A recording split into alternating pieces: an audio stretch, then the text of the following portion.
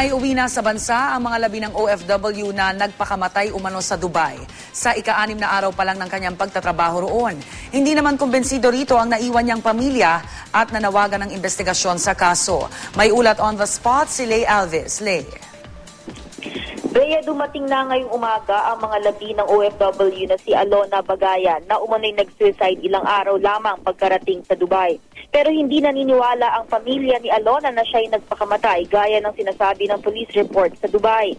Si Alona ay 30 years old at taga-Kalayaan, Laguna. May 4 siyang anak. Umalis siya ng Pilipinas noong January 30 matapos lang ang 6 na araw, February 5, namatay si Alona. At ang report nga ay siya'y nag-suicide sa pamamagitan ng pagtalon mula sa ika-5 palapag ng apartment ng kanyang employer. Base pa sa report ng Dubai Police na hawak ng pamilya, naglaslas ng pulso, naghiwa ng leeg at nagsaksak sa tiyan si Alona bago tumalon. February 15 na nang ipagbigay alam sa pamilya ni Alona ang nangyari sa kanya. Pero hindi naniniwala ang pamilya ni Alona na magagawa nitong magpakamatay.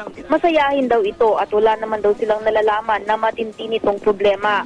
Pumunta raw ito sa Dubai para tumulong sa pamilya.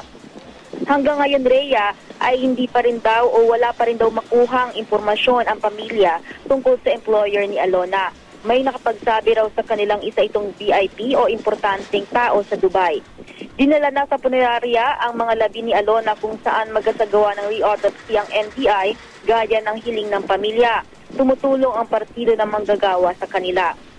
Umaapila ang pamilya ni Alona sa DFA at POEA na tulungan silang malaman ang katotohanan sa pagkamatay ni Alona.